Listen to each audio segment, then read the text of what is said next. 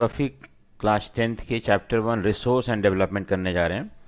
और इस चैप्टर में हम रिसोर्स के बारे में समझेंगे क्या होते हैं और कितने तरह के रिसोर्सेज होते हैं उसको भी हम देखेंगे। उसके बाद रिसोर्स कैसे डिग्रेड होते हैं, उसके बाद what steps can be taken to preserve resources, even that also we are going to take up. So let us start the chapter first. What is resources? पहला क्वेश्चन है रिसोर्सेज क्या होता है। Everything that is available in our environment which can be use to satisfy our need provided it is technologically accessible, economically feasible and culturally acceptable. देखो, कोई भी चीज़ जो environment में अवेलेबल है, कोई भी चीज़ जो हमारे एनवायरनमेंट में है जो कि हमारे नीड को सेटिस्फाई कर सकता है, लेकिन कुछ कंडीशन पूरा होना चाहिए। एक तो टेक्नोलॉजी, हमारे पास वो टेक्नोलॉजी होना चाहिए उस रिसोर्सेज को यूज़ करने के लिए। एक्सेसिबल यानी कि हम टेक्नोलॉजी से उस रिसोर्सेज तक पहुंच सकें। इकोनॉमिकली फिजिबल, इकोनॉमिकली फिजिबल मतलब होता है कि अगर हम मान लो रिसोर्सेज निकालने में 100 रुपीज़ लगता है हमारा, और उसको बेच के 50 रुपीज़ मिल रहा है, तो ये तो हमारे लिए 50 रुपीज़ का नुकसान हो गया। तो ऐसा नहीं होना चाहिए। अगर आपको 100 रुपीज़ लग रहा है और आपको उसको बेच के 200 मिल रहा है, तो at least 100 rupees benefit you are getting. So that is called economically feasible. Profit होना चाहिए, तभी जाके हम उसको रिसोर्सेज कह सकते हैं। And culturally acceptable, culturally acceptable मतलब होता है कि हम कोई रिसोर्सेज को तभी कोई भी चीज़ अवेलेबल है एनवायरनमेंट में और जो कल्चर उसे एक्सेप्ट करता है, then that can become a resources. For example blood जो है, even that can be sold and we can earn profit out of it, लेकिन उसको कल्चरली एक्सेप्टेबल नहीं है, इसलिए blood can not be called as a resources. Many culture of the world do not accept blood as a resources because that is not acceptable. तो इस तरह से कोई भी चीज़ जो अवेलेबल है एनवायरनमेंट में जो कि हमारे नीड को सेटिस्फाई कर सकता है, अगर हमारे पास टेक्नोलॉजी है उसको यूज़ करने के लिए, अगर हमें इकोनॉमिकली प्रॉफिटेबल है वो और कल्चरली एक्सेप्टेबल है, तो हम उसको रिसोर्सेज बोलते हैं। नेक्स्ट है कि हाउ रिसोर्सेज आर क्लासिफाइड। देखो, resources can be classified in the following वे। पहला तो है on the basis of origin. देखो, पहला है कि ओरिजिन के बेसिस पे रिसोर्स कैसे क्लासीफाई किया गया है। एक तो बायोटिक, एबायोटिक, इसके बारे में हम पढ़ेंगे आगे। ऑन द बेसिस ऑफ एग्जॉस्टेबिलिटी, कैसे खत्म होने के बेसिस पे रिन्यूएबल और नॉन रिन्यूएबल, जिसको हम रिन्यू कर सकते हैं। बायोटिक मतलब जिसमें लाइफ होता है उसको बायोटिक बोलते हैं, और एबायोटिक मतलब that does not contain life, जैसे कि ह्यूमन बींग हो गया, एनिमल्स हो गए, प्लांट हो गए, बायोटिक हो गया। एबायोटिक मतलब रॉक्स और मिनरल्स हो गए। एग्जॉस्टेबिलिटी मतलब होता है जो ख़त्म हो जाता है, जैसे कि जिसको हम रिन्यू कर सकते हैं। विंड एनर्जी हो गया, वाटर एनर्जी हो गया, ये सारे रिन्यूएबल रिसोर्सेज हैं। और नॉन रिन्यूएबल जैसे कोल, पेट्रोलियम है, जिसको कि हम एक बार यूज़ करने के बाद वो ख़त्म हो जाता है, दोबारा से उसको हम यूज़ नहीं कर सकते हैं। On the basis of ownership, individual होता है। जैसे मान लो किसी का अपना प्रॉपर्टी है, अपना घर है, अपना लैंड है, तो इंडिविजुअल रिसोर्सेज हो गए। कम्युनिटी मतलब कभी कभी क्या होता है कि गाँव वगैरह में कॉमन प्ले ग्राउंड होता है, कॉमन पॉन्ड होता है, तो वो हो गया, पार्क हो गया, ये सारे कम्युनिटी रिसोर्सेज है, क्योंकि हर आदमी इसको यूज़ कर सकता है। There is no restriction as such, और उसको यूज़ करने से उसका यूटिलिटी ख़त्म नहीं हो जाता है। नेक्स्ट है नेशनल रिसोर्सेज। सो करीब करीब सब चीज़ जो कंट्री में होता है वो कंट्री नेशनल रिसोर्सेज ही होता है। फॉरेस्ट हो गया, लैंड हो गई, everything belong to country resources, so national resources बोलते हैं। और इंटरनेशनल मतलब होता है कि कुछ ऐसे रिसोर्सेज होते हैं जिसको कि इंटरनेशनल इंस्टीट्यूशन कंट्रोल करता है और रेगुलेट करता है, और बिना उनके परमिशन के कोई भी कंट्री उसको यूज़ नहीं कर सकता है। उसका नेक्स्ट है on the basis of status of development. Potential होता है, डेवलप्ड, स्टॉक और रिजर्व, इसको हम पढ़ेंगे आगे क्या है ये।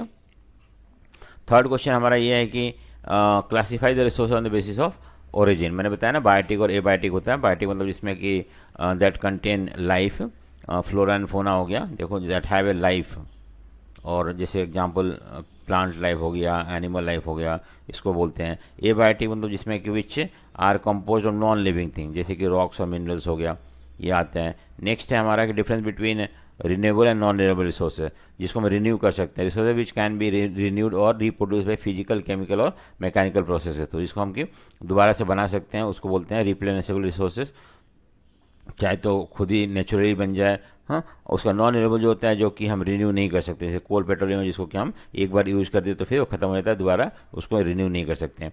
नेक्स्ट है हमारा fifth question, classify resource on the basis of ownership. Individual, मैंने बताया ना, कोई किसी का अपना प्रॉपर्टी है, अपना लैंड है, वो हो सकता है। कम्युनिटी मतलब जो सबके लिए हो सकता है, everybody can use it, but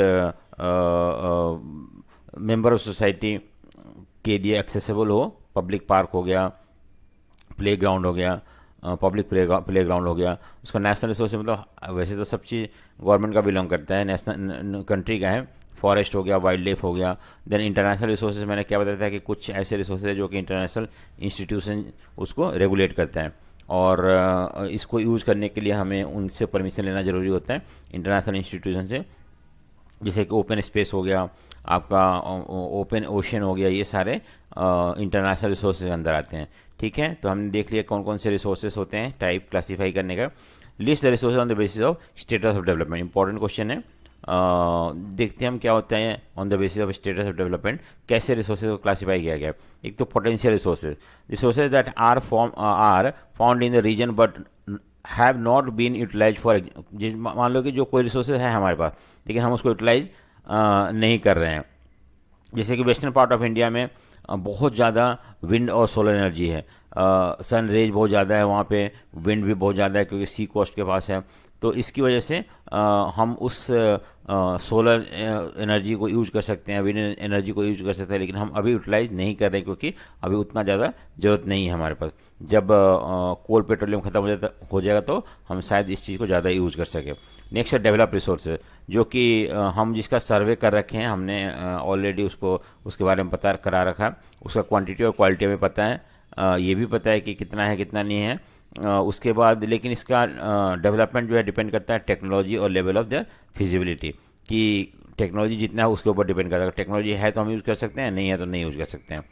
next है स्टॉक, जो कि वो मटेरियल जो एनवायरनमेंट में अवेलेबल है, जो कि लोगों के पोटेंशियल को, which has the potential to satisfy human need, हमारे नीड को सेटिस्फाई कर सकता है, लेकिन टेक्नोलॉजी ना होने की वजह से हम उसको यूटिलाइज नहीं कर पा रहे। जैसे वाटर जो है, आपको पता है कि हाइड्रोजन और ऑक्सीजन दोनों मिलकर बनता है हमारे पास, और ये रिच सोर्स ऑफ एनर्जी हो सकता है, लेकिन टेक्नोलॉजी ना होने की वजह से हम इसको सेपरेट करके हम नहीं यूज़ कर पा रहे हैं। नेक्स्ट है resources, reserve. Reserve fourth category है इसका। ये रिसोर्सेज का ये जो हमने जो अभी पढ़ा था इसका इससे पहले कि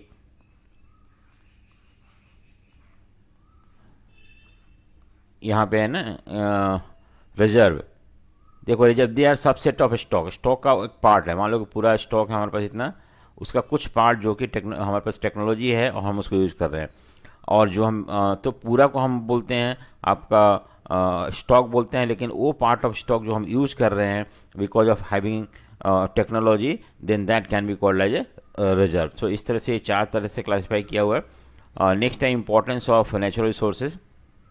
रिसोर्सेज का क्या इंपॉर्टेंस है? Main source of are agriculture. देखो एग्रीकल्चर, खेतीबाड़ी कहाँ होता है, अगर लैंड नहीं हो तो खेतीबाड़ी नहीं हो सकता है, so for that we need land. उसको दूसरा है they provide raw material for the industrial. देखो इंडस्ट्री में जो रॉ मटेरियल, जैसे कॉटन इंडस्ट्री में कॉटन जो है वो रॉ मटेरियल है, तो कहाँ से? लैंड से आता है, एग्रीकल्चर पे, एग्रीकल्चर से प्रोड्यूस होता है। ऑल आवर कमर्शियल एक्टिविटी, जो भी हम बनाते हैं बेचते हैं, वो सारे रिसोर्स के ऊपर डिपेंड करता है। दे सेटिस्फाई आवर नीड डायरेक्टली और इनडायरेक्टली, जो भी रिसोर्स है वो हमारा नीड को सेटिस्फाई करता है। And they are useful for maintaining ecological balance. अगर हम रिसोर्सेज को मेंटेन करें, जैसे प्लांट वगैरह हो गया, वाटर वगैरह, तो ये हमारे इकोलॉजी को बैलेंस रखेगा और हमारा अर्थ जो है सही से रहेगा। तो इस तरह से हमें रिसोर्सेज को मेंटेन करना है। ठीक है, नेक्स्ट है हमारा what is sustainable development. Sustainable development होता है क्या है? सो डेवलपमेंट विदाउट डैमेज। देखो दो चीज़ के अंदर होता है, एक तो आप एनवायरनमेंट को डैमेज ना करो, और दूसरा जो है आप अभी के जनरेशन को नीड को भी पूरा रखो और फ्यूचर जनरेशन के नीड को भी ध्यान में रखो। जैसे मान लो कि आपके पास रिसोर्सेज है तो आपको ऐसे नहीं यूज करना है जैसे कि वो खत्म हो जाए, फ्यूचर जनरेशन के ना बचे। So not only you try to fulfil your present need, और also make sure that future generation के लिए भी वो बचा रहे और वो भी यूज कर सके। तो दो चीज़ जरूरी है कि एनवायरनमेंट खराब ना हो। रिसोर्सेज डेवलपमेंट में तो वो डेवलपमेंट जिसमें कि एनवायरनमेंट खराब ना हो, और वो डेवलपमेंट जिससे कि रिसोर्सेज जो है अभी के लिए भी यूज हो सके और फ्यूचर जनरेशन के भी यूज हो सके। अगर ये दो चीज़ हो रहा है तो हम उसको बोलते हैं sustainable development. What do understand by resource planning? Important question है। रिसोर्स प्लानिंग होता है क्या है? Resource planning a method to use the resources in optimum way. जैसे जो भी आपका रिसोर्स है ना, उसको मैक्सिमम वे में हम यूज कर सके। जिससे कि ज़्यादा से ज़्यादा लोगों को बेनिफिट पहुंच सके ऐसे। हाँ ठीक है। Resources planning also means avoiding wastage. देखो कोई भी नुकसान ना करो रिसोर्स को, ऐसे प्लान करो जिससे कि रिसोर्स वेस्ट ना हो, मिसयूज ना हो और ओवर यूज ना हो। जितना ज़रूरत है उतना यूज़ करो, तो उसको बोलते हैं रिसोर्स प्लानिंग, यानी वेस्टेज, मिसयूज और ओवर यूज। ये तीन चीज़ को हम ध्यान में रखते हैं, रख के रिसोर्सेज यूज कर सकते हैं, तो उसको बोलते हैं रिसोर्स प्लानिंग। तीन स्टेप्स होते हैं इसके अंदर रिसोर्स प्लानिंग के लिए। एक तो सबसे पहले हम आइडेंटिफाई करते हैं कि क्या रिसोर्सेज है। Identification and inventory of resources, कैसे सर्वे करके, मैपिंग करके, उसके क्वालिटी और क्वांटिटी जान के हम पहला स्टेप आइडेंटिफाई करते हैं। आइडेंटिफाई कर लिया हमने, पता कर लिया हमारे पास कितना रिसोर्सेज है, क्या क्वालिटी है, क्या क्वांटिटी है। उसके बाद हम एक प्लानिंग स्ट्रक्चर डेवलप करते हैं उस to use the resources with appropriate technology. जो भी आपके पास टेक्नोलॉजी है ना, उस टेक्नोलॉजी को यूज करके हम एक प्लानिंग स्ट्रक्चर डेवलप करते हैं और उस प्लानिंग स्ट्रक्चर के बेसिस पे हम उसको यूज करते हैं। ठीक है। और थर्ड जो है कि आपका जो भी प्लानिंग हो, रिसोर्स प्लानिंग हो, रिसोर्स डेवलपमेंट प्लान जो होता है वो कंट्री का जो डेवलपमेंट प्लान है उससे मैच करना चाहिए। रिसोर्स डेवलपमेंट, देखो matching the resource development plan with the national development plan.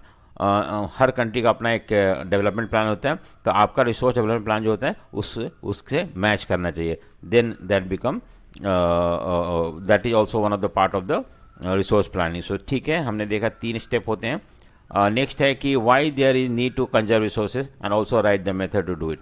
हम कैसे रिसोर्सेज को कंजर्व कर सकते हैं और क्या क्या मेथड है उसको यूज करने का। ठीक है। फादर ऑफ ने, जैसे महात्मा गांधी ने क्या बोला था कि वैसे तो हमारे पास एनफ है रिसोर्सेज सबके नीड को सेटिस्फाई करने के लिए, लेकिन not for the anybody's greed. देखो बहुत इंपॉर्टेंट सेंटेंस उन्होंने बोला था कि रिसोर्सेज इतना एनफ है कि हम हर आदमी के नीड को सेटिस्फाई करें, लेकिन लोगों का ग्रीड यानी लालच को हम पूरा नहीं कर सकते हैं। और अगर हम इफ समबडी बिकम ग्रीडी, लालची होते हैं, then they will exploit the resources, they will use the resources indiscriminately, और इस तरह से रिसोर्सेज खराब हो सकता है या ख़त्म हो सकता है। तो we should conserve the resources for following reason. एक तो रिसोर्सेज जो है वो सब जगह नहीं पाए जाते, कहीं कहीं पाए जाते हैं। ये नहीं कि सारा रिसोर्सेज सब जगह अवेलेबल है, कोई ज़्यादा है कहीं पे, कोई कम है, तो हमें प्लान करना पड़ता है जिससे कि सारा आदमी को उसका फ़ायदा हो सके। दूसरा रिसोर्स है लिमिटेड, अनलिमिटेड नहीं है, कुछ लिमिटेशन है उसका, वो ख़त्म हो सकता है, नॉन रिन्यूएबल है, तो इसलिए हमें उसको सावधानी से यूज करना चाहिए। उसके बाद resources should B conserve for reducing all kinds of pollution. हमें ऐसा यूज करना चाहिए रिसोर्स जिससे कि पॉल्यूशन ना हो। मैंने बताया ना, एनवायरमेंटल डिग्रेडेशन ना हो रिसोर्स यूज करने की वजह से। Resources also conserve for sustainable development. मैंने अभी थोड़ी देर पहले बताया आपको सस्टेनेबल डेवलपमेंट क्या होता है। वो डेवलपमेंट जो कि प्रेजेंट के नीड के बारे में सोचता है and also make sure that future need are also fulfilled, और जो एनवायरमेंट को खराब ना करता है। Conservation is reduce to protect natural heritage. जैसे बहुत सारे कंट्री में प्लांट होते हैं, फॉरेस्ट होते हैं, माउंटेन होता है, उसको हमें प्रोटेक्ट करना है, और नेचुरल हेरिटेज को, जो कि नेचर ने हमें ऐसे खूबसूरत चीज़ दिया जिसको कि हमें प्रोटेक्ट करना चाहिए, और that is also one of the reason why we should conserve the resource है। मेथड क्या क्या है? वेस्टेज, मिसयूज और ओवर यूज नहीं करना चाहिए, हमें इसको अवॉइड करना चाहिए। Renewable resources should be use more, जैसे कि सोलर एनर्जी ख़त्म नहीं होता है, ऐसे ये विंड एनर्जी हो गया जो ख़त्म नहीं होता, इसको हम ज़्यादा यूज़ करें। और used item should be recycle. जब मान लो हमने कोई चीज़ बनाया है तो अगर उसको हम दोबारा से यूज करना चाहिए, जिससे कि हम ऐसे टेक्नोलॉजी डेवलप करना चाहिए जिससे कि हम रिसोर्सेज को रीयूज करें, बार बार यूज करें, रिसाइकिल करें, और इससे हम रिसोर्सेज को बचा सकते हैं। और अवेयरनेस क्रिएट करना बहुत ज़रूरी है रिसोर्सेज के बारे में, कि रिसोर्सेज हमारा लिमिटेड है और इसको हम इनडिस्क्रिमिनेटली यूज नहीं कर सकते हैं। ठीक है। Name the 5 types of land resources. तो एक तो सबसे पहले इसके अंदर फॉरेस्ट आता है। हाँ, फॉरेस्ट आपको पता है, जंगल हर कंट्री में कुछ ना कुछ फॉरेस्ट एरिया होता है। दूसरा जो है land not available for cultivation. देखो ऐसे ज़मीन जो कि खेती बाड़ी के लिए अवेलेबल नहीं है, जैसे कि बैरन मतलब बंजर ज़मीन हो गया या वेस्ट लैंड हो गया। दूसरा land put to non agriculture use, जैसे कि रोड वगैरह बनाने के लिए काम आ रहा है, फैक्ट्री बिल्डिंग बनाने का काम आ रहा है। उसका तीसरा जो हो गया अदर अनकल्टिवेटेड लैंड, ऐसा लैंड जो कि हम कल्टिवेट नहीं कर रहे हैं, जो कि फैलो लैंड उसके अंदर नहीं आता। फैलो लैंड मतलब वो लैंड होता है जो हम खाली छोड़ देते हैं, क्योंकि ऐसा माना जाता है या it is prove that if land is left uncultivated for 1 or 2 year और even more than that, then naturally वो लैंड का फर्टिलिटी रिगेन हो जाता है, तो इसलिए हम उसको खाली छोड़ देते हैं। जैसे परमानेंट पैस्चर हो गया एंड ग्रेजिंग लैंड हो गया। आपको पता है कि बहुत सारे ऐसे ज़मीन होते हैं जिसमें ग्रासेस उगते हैं और उसको कैटल के ग्रेज करने के लिए रखता है, वो अनकल्टिवेटेड लैंड है। दूसरा लैंड अंडर मिसलिनियस है, जैसे ट्री हो गया, क्रॉप्स हो गया, ग्रुप्स मतलब बागीचा वगैरह हो गया, ऑर्चार्ड हो गया, आपको पता है एप्पल ऑर्चर्ड होते हैं, ग्रेप्स होते हैं, कैशोनट ऑर्चर्ड होते हैं, तो ये सारे भी area is not put for cultivation. तो नेक्स्ट है कल्टिवेबल वेस्टलैंड, जो कि हम मोर देन 5 ईयर तक छोड़ देते हैं उसको अनकल्टिवेटेड, जिससे कि उसका फर्टिलिटी रिगेन हो जाए। और चौथा कैटेगरी है फैलो लैंड। फैलो लैंड मतलब जो खाली छोड़ा हुआ ज़मीन होता है। करंट फैलो जो कि हम 1 साल तक या उससे कम खाली छोड़ देते हैं, जिससे कि उसमें फर्टिलिटी दोबारा से रिगेन हो जाए। अदर देन करंट फैलो जो कि 1 to 5 ईयर होता है।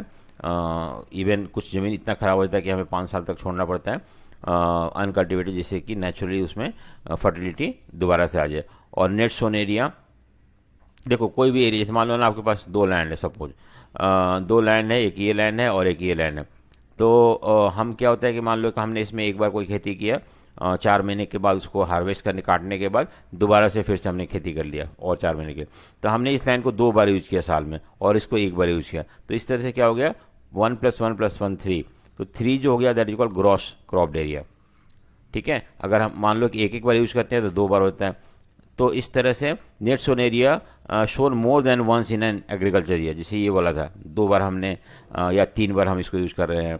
एक बार हमने कोई चीज़ ग्रो किया, फिर उसको काटने के बाद दोबारा से हमने कोई चीज़ लगा दिया, फिर 3 महीने बाद काट के फिर से लगा दिया। तो हमने मान लो सपोज को 3 बार यूज़ किया 1 साल में और इसको 1 बार यूज़ किया, तो ये क्या हो गया टोटल 4।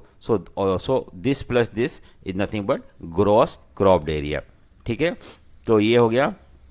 नेक्स्ट है हमारा 12th क्वेश्चन कि what write some of the human activity that causes land degradation. कुछ ऐसे ह्यूमन एक्टिविटी जिसकी वजह से लैंड खराब होता है। सम ह्यूमन एक्टिविटी सच है डिफॉरेस्टेशन, पेड़ काटना, डिफॉरेस्टेशन, ओवरग्रेजिंग, बहुत ज़्यादा कैटल जो हैं ग्रासेस को ग्रेज कर लेते हैं, खा जाते हैं, उससे भी हम बताएंगे आगे अब कैसे होता है। माइनिंग हो गया, ये भी एक है, क्वायरिंग हो गया, ये सारे कुछ कारण हैं जिसकी वजह से ह्यूमन एक्टिविटी है, जिसकी वजह से लैंड या रिसोर्स डिग्रेड हो रहा है। देखो माइनिंग हम क्या करते हैं कि कोई एरिया में अगर मिनरल्स होते हैं तो हम उसको खुदाई करते हैं, खुदाई करके उसे निकालते हैं मिनरल, और निकालने के बाद वो एरिया हम वैसे छोड़ देते हैं, तो वो एरिया प्लेन नहीं रह जाता खेती कल्टिवेशन के लिए, और वो एरिया ख़राब हो जाता है, उसमें पानी वगैरह भर जाता है। तो माइनिंग के बाद जो एरिया होता है उसको हम छोड़ देते हैं, वैसे ही गड्ढे वहाँ पे रहते हैं, तो वो एरिया भी फिट नहीं होता है कल्टीवेशन के लिए। जैसे कि झारखंड, छत्तीसगढ़, एमपी वगैरह में हम देखते हैं कि उड़ीसा में डिफॉरेस्टेशन जो है ड्यू टू माइनिंग, बहुत सारे पेड़ काटे जा रहे हैं वहाँ पे। और जैसे जंगलों में मान लो कि पेड़ बहुत सारे हैं, अब हम वहाँ पे कुछ माइन निकला, तो उस माइन में हम क्या करते हैं, पहले पेड़ काटते हैं, पेड़ काटने के बाद वहाँ माइनिंग करते हैं। तो इस तरह से वहाँ पे जंगल भी कटता है और माइनिंग भी होता है, तो both of them lead to land degradation होता है वहाँ पे। ठीक है, in the state like Gujarat, Rajasthan, MP जो है, मध्य प्रदेश, महाराष्ट्र में ओवर ग्रेजिंग, बहुत ज़्यादा ग्रासेस को कैटल ग्रेज करते हैं, तो लैंड जो होता है वो एक्सपोज हो जाता है, मिट्टी वगैरह सन हीट से, एयर से, विंड से, और इससे अपर मोस्ट लेयर जो होता है वो वॉश्ड अवे हो जाता है, and that also lead to land degradation. ठीक है, in the state like Punjab, Haryana, आपको पता है कि वहाँ पे वेस्टर्न ग्रीन रेवोल्यूशन वहाँ पे हुआ, और ज़्यादा इरिगेशन यूज होने की वजह से लैंड जो होता है ख़राब हो जाता है, क्योंकि वाटर लॉगिंग होता है, पानी जम जाता है कहीं पे, तो लैंड बेकार हो जाता है। या बहुत ज़्यादा पानी इरिगेशन के लिए अगर हम वाटर यूज़ करते हैं, तो वाटर में थोड़ा बहुत सॉल्ट होता है, और डिपॉजिट होते होते जो लैंड होता है वो सलाइन हो जाता है, and that also lead to land degradation. ठीक है, the mineral processing like grinding of lime, आपको पता है कि बहुत सारे लाइमस्टोन सीमेंट इंडस्ट्री है जहाँ पे कि लाइमस्टोन को हम क्रश करते हैं, पाउडर में कन्वर्ट करते हैं, एंड देन हम सीमेंट बनाते हैं। तो उस एरिया में डस्ट वगैरह जो होते हैं बहुत ज़्यादा फैल जाते हैं, और ये डस्ट जो लाइमस्टोन के सीमेंट के डस्ट होते हैं वो हर घरों के ऊपर या पेड़ों पे, पत्तों पे सेटल हो जाते हैं, और ये डस्ट ऑब्वियसली लैंड पे भी सेटल हो जाते हैं, और जब वो मिक्सअप हो जाते हैं लैंड के साथ, तो लैंड को सॉलिड कर देते हैं, जिससे कि पानी अंदर नहीं जाता है, और ये लैंड ख़राब हो जाता है वहाँ पे। ये भी एक कारण है। और ये उस एरिया में होता है जहाँ पे बहुत सारे सीमेंट इंडस्ट्री है। In the recent year industrial affluence of, और जो बहुत सारे इंडस्ट्री होते हैं उनसे वेस्ट प्रोडक्ट जो होते हैं उसको हम बिना ट्रीट किए हुए पानी में डाल देते हैं या लैंड वगैरह पे रिलीज कर देते हैं, जिससे कि लैंड या वाटर ख़राब हो जाता है, डिग्रेड हो जाता है। तो ये कुछ कारण है कि किस तरह से हमारा रिसोर्स डिप्लीट हो रहा है। नेक्स्ट है, what are the factor that determine the use land use pattern. तो हम कोई भी लैंड को कैसे यूज करें वो किसके ऊपर डिपेंड करता है। टोपोग्राफी, टोपोग्राफी मतलब कि लैंड कैसा है, प्लेन है या पहाड़ है या प्लेट्यू है, ये उसके ऊपर डिपेंड करता है। क्लाइमेट के ऊपर डिपेंड करता है। मान लो क्लाइमेट ठंड है बहुत ज़्यादा तो वहाँ लोग कम लोग रहते हैं या खेती बाड़ी नहीं होता है। जहाँ पे बहुत गर्म है, even that is also not suitable for human settlement as well as cultivation.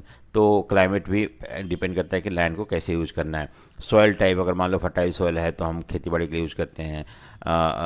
Rocky वगैरह वहाँ पे हम फैक्ट्री वगैरह लगाते हैं। तो ये से कुछ कारण से जो ये पॉपुलेशन डेंसिटी, कितने लोग रहते हैं उस एरिया में, उसके ऊपर भी डिपेंड करता है। टेक्नोलॉजी के ऊपर डिपेंड करता है, कल्चर, कंट्री का कल्चर के ऊपर डिपेंड करता है, ट्रेडिशन के ऊपर डिपेंड करता है। सो बहुत सारे फैक्टर होता है जो कि लैंड यूज पैटर्न को अफेक्ट करता है। ये सारे कुछ फैक्टर हैं।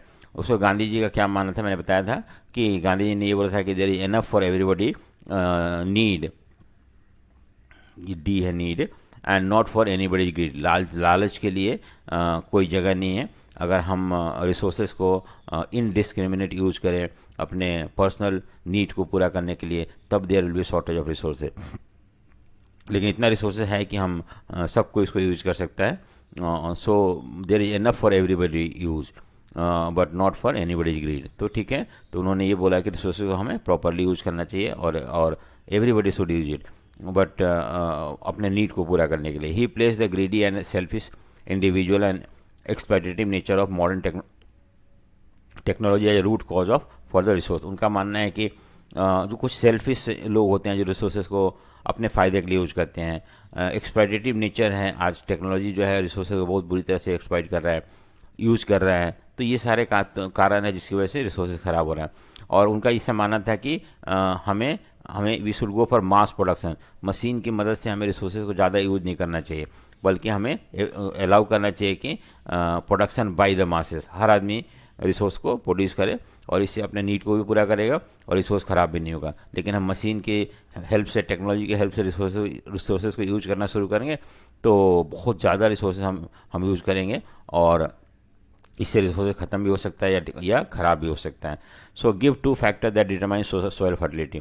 कोई भी सॉइल फर्टाइल का क्या दो कारण या डिटर्मिनेंट्स हो सकते हैं। एक तो सॉइल का फर्टिलिटी डिपेंड करता है उसका कॉम्पोजिशन किससे मिल के बना हुआ है।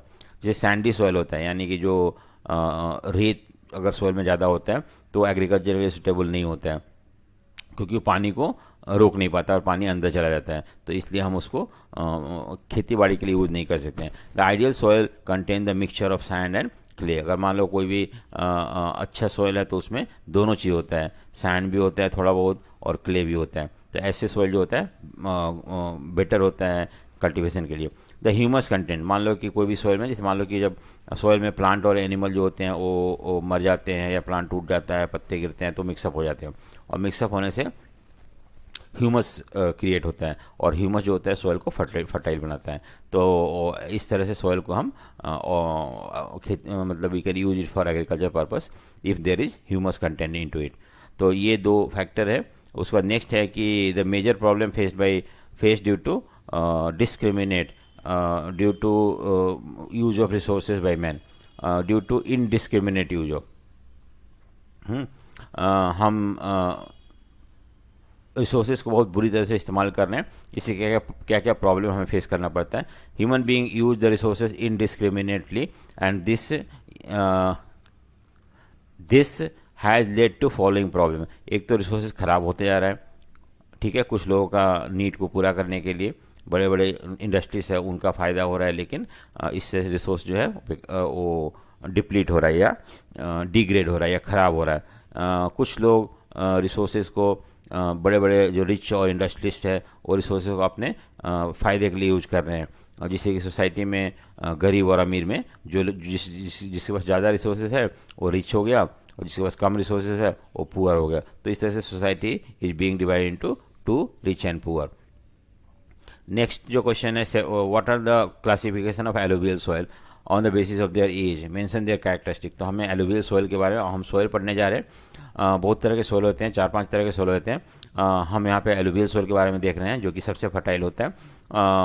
Apart from the size of their grain and component, soils are classified on the basis of their age. चलो, पुराना और नया सॉइल होता है। Accordingly to their age, alluvial soil जो होता है वो भांगर होता है, जिसको हम ओल्ड एलुवियल बोलते हैं, और खादर होता है जो नई एलुवियल होता है। The bhangar soil have higher concentration of kankar nodules than the khadar. देखो, इसमें बहुत ज़्यादा कंकड़ पत्थर होते हैं, इसलिए उतना फर्टाइल नहीं होता है, और ये बहुत फाइन पार्टिकल होता है, बहुत इसमें बारीक होता है, और ये ज़्यादा फर्टाइल होता है खादर। इट, जैसे खादर हो गया, is more fine particles and is more fertile than the bangar. ठीक है, तो बांगर लेस फर्टाइल होता है। दूसरी बात है कि बांगर जो होता है वो फ्लड प्लेन से दूर होता है। जैसे मान लो ना कि आपका ये रिवर है, तो रिवर के जब भी फ्लड आता है तो रिवर पानी जो रिवर से बाहर निकल जाता है और आसपास के एरिया में स्प्रेड हो जाता है, और जब पानी दोबारा से वापस चला जाता है फ्लड खत्म होने के बाद, तो यहाँ पे मिट्टी सेटल हो जाता है, और ये मिट्टी जो होता है मोस्ट फर्टाइल होता है, इसको हम खादर बोलते हैं, क्योंकि हर साल ये रिन्यू होता है। लेकिन जो एरिया इसके दूर है फ्लड प्लेन से, बाढ़ जब फ्लड आता है तो पानी यहाँ तक नहीं पहुँचता है, तो ये एरिया में जो मिट्टी है वो रिन्यू नहीं होता है, and that is why they are called old alluvial, और वो उतना ज़्यादा फर्टाइल नहीं होता जितना कि खादर होता है।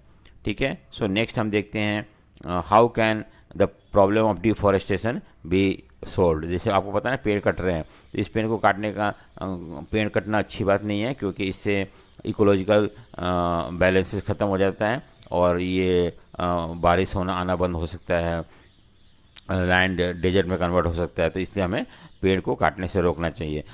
तो हमें ज़्यादा ज़्यादा पेड़ लगाना चाहिए, और जो ग्रेजिंग है उसको मैनेज करना चाहिए। Grazing also lead to soil degradation, मैंने अभी बताया था थोड़ी देर पहले। प्लांटिंग शेल्टर बेल्ट, हमें बहुत सारे पेड़ वगैरह लगाना चाहिए उस एरिया में जहाँ पे बहुत ज़्यादा ओवर ग्रेजिंग होता है, या जहाँ पे सैंड ड्यूम्स हैं। आपको पता है कि जैसे मान लो कि ये रेत है, यहाँ पे ये सैंड है, तो कभी कभी सैंड क्या होता है, हवा से बह के लैंड पे आके स्प्रेड हो जाता है। तो अब हम यहाँ पे अगर पेड़ लगा देते हैं बहुत सारे, तो इससे क्या होता है, पेड़ जो होता है सैंड को आगे बढ़ने नहीं देता है, और ये एरिया नॉर्मल लैंड सॉइल वगैरह रहता है यहाँ पे। तो that is called creating shelter belt. बहुत सारे पेड़ लगा देना, जिससे कि लैंड जो है वो ख़राब ना हो, या does not come under the effect of sand.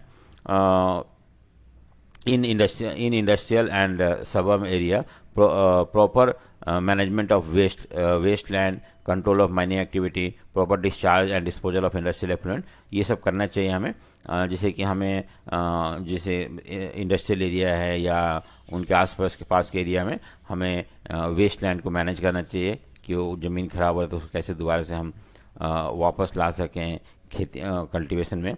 Mining activity को कंट्रोल करना चाहिए, जिससे कि लैंड ख़राब ना हो, या प्रॉपर वे में माइनिंग करना चाहिए। माइनिंग करने के बाद उस ज़मीन को फिल कर देना चाहिए। अगर जो इंडस्ट्रियल वेस्ट है उसको हमें ट्रीट करने के बाद ही रिलीज करना चाहिए वाटर बॉडी में, रिवर वगैरह में, तो इससे हम बचा सकते हैं लैंड डिग्रेडेशन को। नेक्स्ट है सॉयल, जो सबसे important, most important renewable natural resources हैं। कैसे, how can you explain that soil is the most important renewable resource, natural resource. देखो, soil is the medium of plant growth and support different types of living organism. आपको पता है ना, soil जो होता है, बिना सॉइल के हम प्लांट नहीं ग्रो कर सकते हैं, या प्लांट अच्छे से ग्रो नहीं हो पाएगा। जहाँ पर अच्छा सॉइल नहीं होता वहाँ प्लांट लाइफ होता ही नहीं है। और इससे आपको पता है कि सॉइल जो होता है वो सपोर्ट करता है लिविंग ऑर्गेनिज्म को। आज हम जिंदा हैं क्योंकि हमें फूड मिलता है कहाँ से, सॉइल से। सॉइल पे हम जो ग्रो करते हैं उससे, या बहुत सारे एनिमल्स हो गए, लिविंग ऑर्गेनिज्म है, वो सारे सॉइल के ऊपर डिपेंड करते हैं। So that is the reason why soil is the most important. So we need to protect soil also, otherwise our life will be in danger. It takes millions of year. और दूसरी बात है, एक बार soil ख़राब हो जाता है ना, तो उसको बनने में नेचुरल प्रोसेस में मिलियंस ऑफ ईयर लग जाता है। तो इसलिए हमें इसको ध्यान से यूज करना है, जिससे कि ख़राब ना हो। रिलीफ मतलब पहाड़ वगैरह हो गया, उसके किस रॉक से सॉइल बना हुआ है, क्लाइमेट के ऊपर, वेजिटेशन, ये सारे कुछ फैक्टर होते हैं जो कि सॉइल फॉर्मेशन में इंपॉर्टेंट रोल प्ले करते हैं। Various forces of nature such as change in the temperature, action of running water, wind, glacier, activities of decomposer contribute to soil formation. जैसे इसमें है कि कुछ फैक्टर जो सॉइल फॉर्मेशन में, टेम्परेचर, आपको पता है टेम्परेचर बढ़ता घटता है, उसकी वजह से भी ये रॉक्स वगैरह ब्रेकअप हो जाते हैं, रॉक टूट जाते हैं, और टूटने से in due course of time they get converted into soil. Running water, आपको पता है कि इरोजन होता है, वाटर विंड वगैरह, ये they are the instrument through which erosion, soil erosion take place. तो ये भी है, डिकम्पोजर हो गए। आपको पता है कि प्लांट और एनिमल जो होते हैं, जो मर जाते हैं, टूट जाते हैं, मिट्टी मिक्सअप हो जाते हैं, तो उसमें माइक्रो ऑर्गेनिज्म उनको ह्यूमस में कन्वर्ट कर देते हैं, तो उनका भी रोल बहुत इंपॉर्टेंट है। जहाँ पे ज़्यादा माइक्रो ऑर्गेनिज्म होते हैं, वो लैंड ज़्यादा ह्यूमस हो सकता है उसके अंदर, अगर provided if there is leaves and plant वहाँ पे अगर मिक्सअप होता है सॉइल में। तो soil also consist of organic humus and inorganic material. ठीक है, तो ये है आपका सॉइल के, सॉइल एक इम्पॉर्टेंट रिसोर्स है। क्यों? क्योंकि इन सब चीज़ों की वजह से। नेक्स्ट है हमारा कि give a brief note on the alluvial soil. मैंने अभी थोड़ी देर ऊपर बताया था खादर और बांगर के बारे में, और थोड़ा ज़्यादा पढ़ते हैं एलुवियल सॉइल के बारे में। तो most of these soil contain adequate proportion of potash, phosphoric acid and lime which are ideal for the growth of sugarcane and paddy. चावल पैडी होता है और शुगर केन गन्ना होता है। तो एलुवियल सॉइल में पोटास होता है, फॉस्फोरिक एसिड होता है और लाइम होता है, जो कि बहुत सही होता है, बहुत आइडियल होता है शुगर केन और पैडी ग्रो करने के लिए। तो जहाँ भी ये सॉइल पाया जाता है वहाँ पे शुगर केन और पैडी ज़्यादा अमाउंट में ग्रो करते हैं।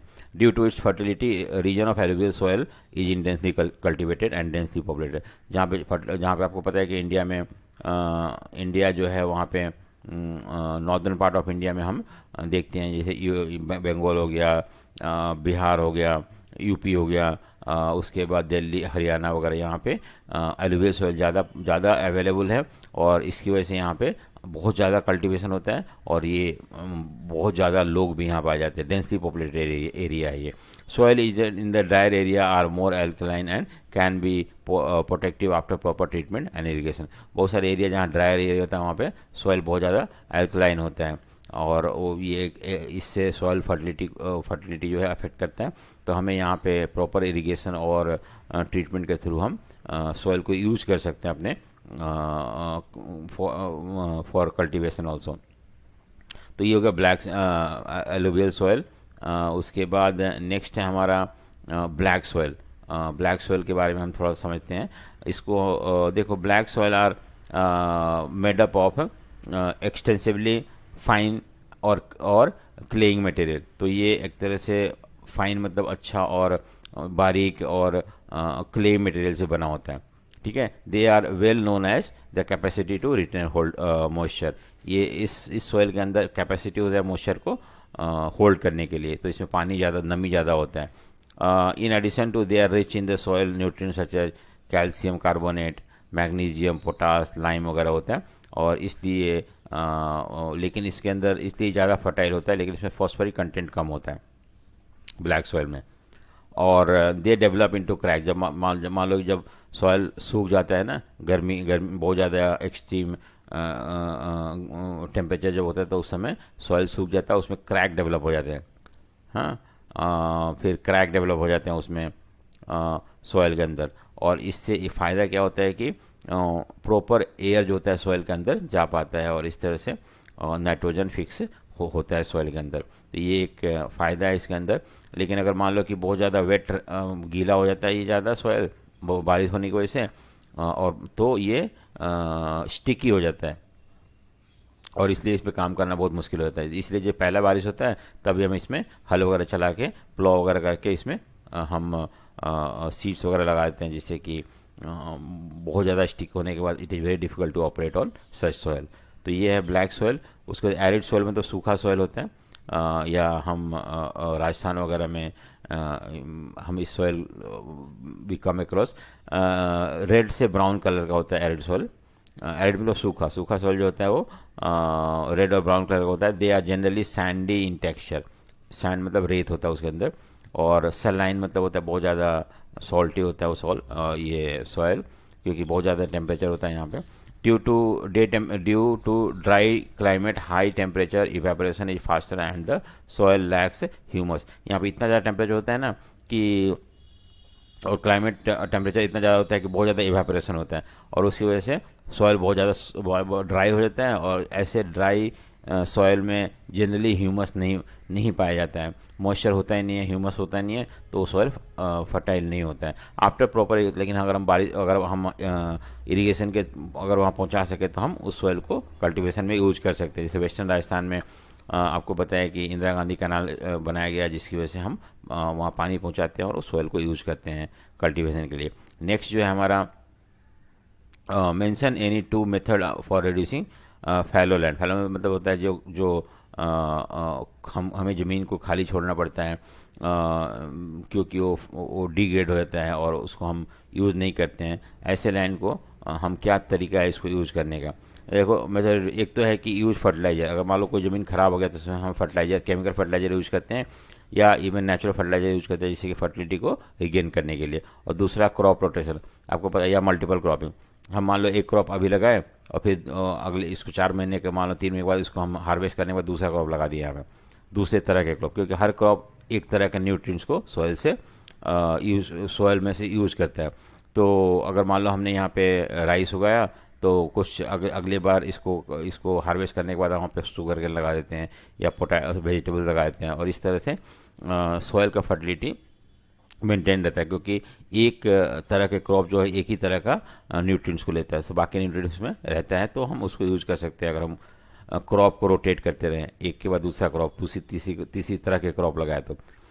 3 कैरेक्टरिस्टिक क्या होता है एलुवियल सॉइल का। एलुवियल सॉइल जो होता है बहुत ज़्यादा नॉर्थ इंडिया में पाया जाता है। It is made up of deposit brought down by the river year after year and are very fertile. क्योंकि ये जो पहाड़ों से जब नदी आता है ना नीचे, तो वो अपने साथ बहुत सारी मिट्टी लेके आता है, और जब नदी प्लेन में बहता है तो वो सेटल हो जाता है आसपास, नदियों के आसपास, और इस तरह से ये फर्टाइल सॉइल होता है जो कि हम यूज़ करते हैं कल्टीवेशन के लिए बहुत ज़्यादा। They are suitable for cultivation. ठीक है, तो ये हैं कुछ फीचर हैं एलुवियल सॉइल के। हम रिसोर्स को कंजर्व कैसे कर सकते हैं। व्हाट इज कंजर्वेशन, क्यों रिसोर्स कंजर्वेशन का मतलब क्या होता है। It is defined as the management of resources by human. हम रिसोर्सेज को कैसे मैनेज करें उसको बोलते हैं रिसोर्स कंजर्वेशन।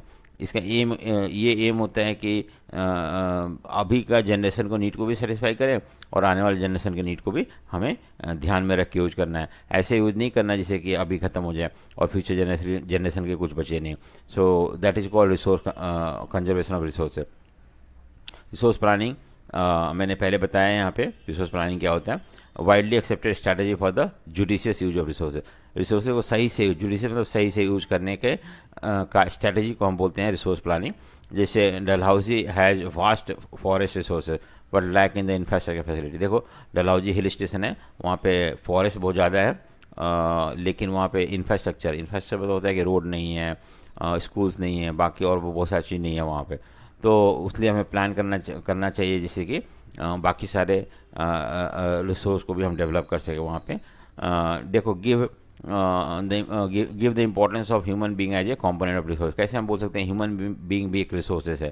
देखो रिसोर्स मतलब कोई चीज़ हम निकालते हैं उसको और ज़्यादा बेटर करते हैं। जैसे मान लो कि हमने आयरन और ज़मीन से निकाला और ज़मीन से आयरन से स्टील बना के हम उसको ब्रिज बना रहे हैं, गेट बना रहे हैं और भी बहुत सी चीज़ बना रहे हैं। यानी कि रिसोर्सेज कैन बी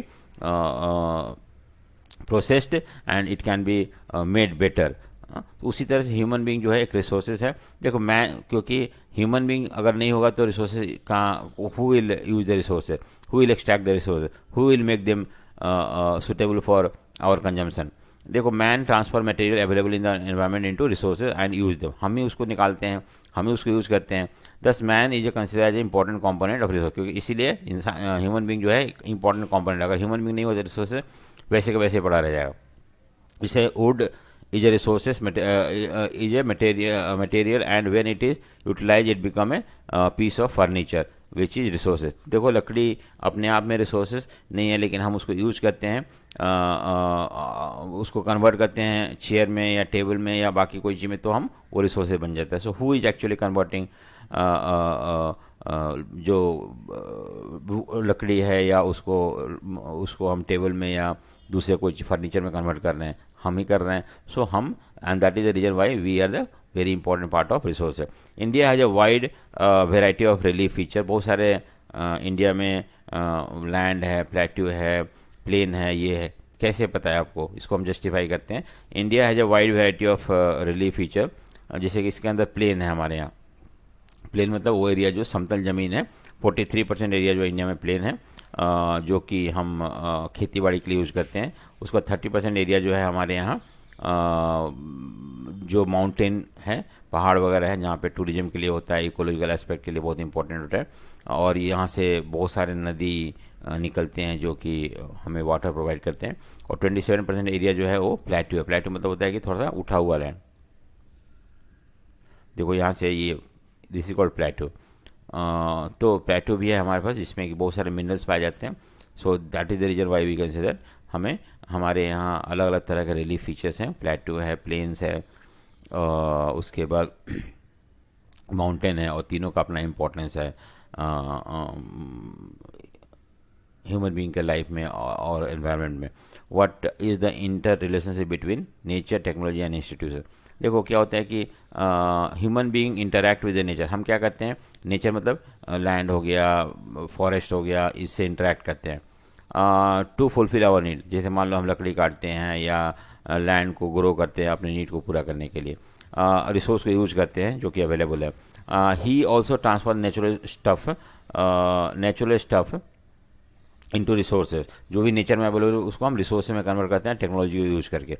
और इस तरह से एक इंस्टीट्यूशन क्रिएट करते हैं जो कि जिसके मदद से रिसोर्सेज को हम प्रॉपर वे में यूटिलाइज करते हैं, उसको कन्वर्ट करते हैं ऐसे चीज़ों में जिससे जो कि हम डायरेक्टली यूज कर सकें. सो तीन चीज़ बहुत ज़रूरी है. एक तो नेचर मतलब जो कि नेचर में अवेलेबल है, रिसोर्स हो गया, प्लांट हो गया, लैंड हो गया. उसके बाद टेक्नोलॉजी, हमें टेक्नोलॉजी चाहिए जिसकी वजह से हम नेचर से रिसोर्सेज को एक्सट्रैक्ट कर सके. और इंस्टीट्यूशन मतलब जैसे कि स्टेट हो गया, गवर्नमेंट हो गया, वो एक इंस्टीट्यूशन है जो डेवलप करते हैं. और इन तीनों का इंट्रैक्शन जो होता है finally lead to extraction of resources and use it for our own purpose के लिए और टू सेटिस्फाई आवर नीड के लिए. ठीक है. So hopefully you understood. Thank you for watching. अगर आपको वीडियो पसंद आए तो लाइक, शेयर एंड सब्सक्राइब जरूर करें. सो